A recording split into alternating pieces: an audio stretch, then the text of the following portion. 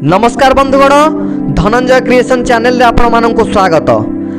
आसतु आज जानिबा मरिबा पूर्व रावण लक्ष्मण को केउ तीनोटी कथा कहिथिले। चलंतु जानिबा ही विषय रे। रावण एवं रामंकर महान युद्ध समाप्त होइथिला। रामंक सैन्य बाहिनी रावणर असुर मानंकु परास्त कले। एथि सहित रामंक तीर द्वारा आहत रावण मृत्यु सज्जारे पड़िथिबा शेष निश्वास को गणुथिले। भगवान राम जानिथिले जे रावण जने महान ज्ञानी एवं पंडित, तेणु से तांको भाई लक्ष्मणଙ୍କ निकटक जाई विश्वनीति एवं राजनीतिर किछि गुण शिखिबा को कहिथिले।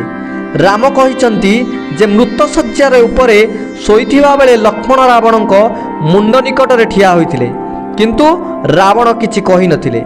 एहा उपरे राम लक्ष्मण को कहिले, हे लक्ष्मण, जेतेबेले तुमे काहाठारु ज्ञान आनिबाकु चाहुछ सेतेबेले तुमे तांको पादरे आश्रय नेबा उचित।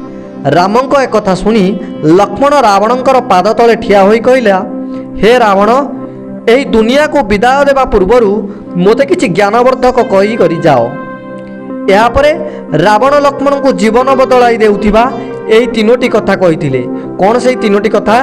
प्रथम कथा हेउछि कौनसी शुभ कार्य करिबारे विलंब करंतु नाही। आपण जे कौनसी शुभ कार्य करूछंती सेतिरे विलंब करंतु नाही। एथि सहित जे कौनसी अशुभ कार्य को यथासंभव एड़ाइबा उचित। मु मध्य भगवान श्री रामंक पाद तले आसीबारे विलंब कली एवं आपण फलाफल देखुछंती। आज मु मृत सज्जा उपरे पड़ी मोर शेष निश्वास को गणना करूछि।